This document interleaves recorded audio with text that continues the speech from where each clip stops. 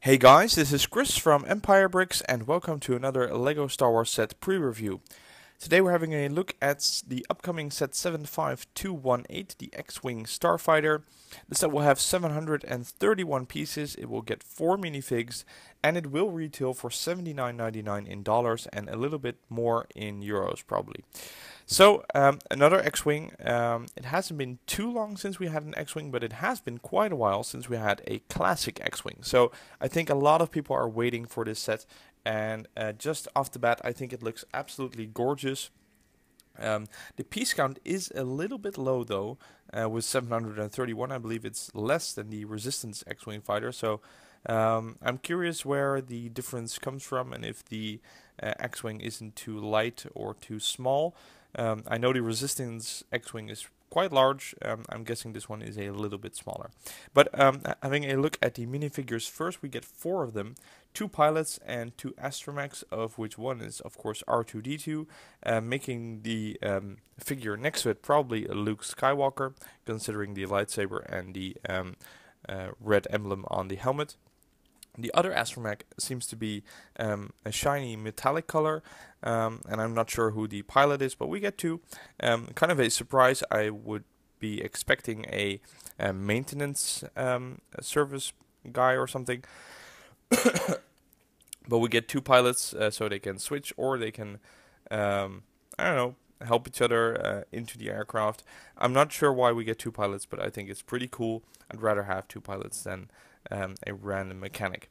What is different about these figures than previous pilots? Well, the prints look kind of similar, probably some small updates in the print. The astromechs seem the same. I mean, R2-D2 is probably exactly the same as we've seen before, and the metallic one is simply a different color. But what is different are the helmets. If you look closely to the picture, you can see that the pilot helmets have visors now, kind of similar like the visors in the Resistance helmets. They are trans orange neon, I think, something like that, and they are attached to the helmets. And something that is much harder to see in this picture is that the helmets are quite a bit bigger than the helmets that we have seen before. I think they look a little bit more cartoony, but as long as you don't put the old and the new next to each other, I think we'll be fine. And I think it's very cool we get a visor now, because that is something that has been lacking from the helmets for a while now. So those are the figures going on to the set itself. So what can we see? It's obviously a classic X-Wing. There is quite a lot of sticker detailing. As far as I can see stickers on the wings, on the nose. There are stickers on the round engine pieces, probably on the downside as well. And there might be some stickers in the cockpit and on the back. So quite a lot of stickers for the set, but are they necessary? I think some of this could have been solved by bricks. The wings, of course, need some sticker detailing, so that's cool. Functionality wise, we can expect the wings to open and close, of course. There is quite a lot of blasters. We can see 4 spring-fired missiles on the wings, 1 on each wing. Something I don't like is the spring-fired missile sticking out on the back.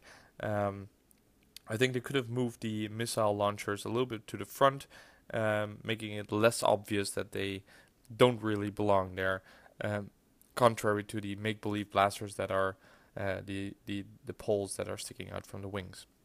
On the side of the craft, we can see 2 stud shooters. Or at least we can see one, but there's probably one on the other side as well. There is some trans orange or trans pink pieces in the engines on the back. That is something that we have seen from the Resistance X-Wing and is something that is probably continued in this set. The engine pieces that stick out on the back, they seem to be sagging a little bit. So I'm guessing they're kind of loose, but I'm not sure. And there's probably 4 of them, even though I can't see the bottom 2. So overall, I think this looks great. Like I said, the piece count is a little bit low. What I noted is that behind the cockpit there is room for an astromech, and it doesn't have to go in sideways, so that's a big plus. It just makes me wonder what the area behind the astromech is for. There's somewhat of a gap or a hole in the craft with a tan Technic piece on top, which is I'm not sure what it does. In the Y-wing, this was to load bombs, ion bombs, and drop them. I'm not sure that this one has ion bombs. It might be proton torpedoes, and you could launch them. Maybe, I'm not sure. That would be awesome. I think that would be a first. But yeah, like I said, not sure what that functionality is all about. We'll have to wait and see until the official release of the set. But all in all, I think this is an amazing looking set, and I think a lot of people are waiting for a classic X-Wing, since the previous ones are quite a while ago and by now pretty expensive. The price is actually pretty fair at 80 bucks for 731 pieces with 4 minifigs. I think that's great. In the image we can also see that there's 2 separate printed tiles. I'm not sure what they are for, if they're extra pieces or that you can use it to modify the ship into something different. I think you might use it to, for example, make it clear that it's either Luke's ship or the ship of the other pilot. That's a possibility. So, you know, instead of Red Leader, make it something else. I'm not sure, but I think it's cool that they add something like that. So that's it for this LEGO Star Wars pre-review. I really hope you enjoyed it and you are looking forward to this set. If you did like this video, please like, comment and subscribe, and I will see you all next time.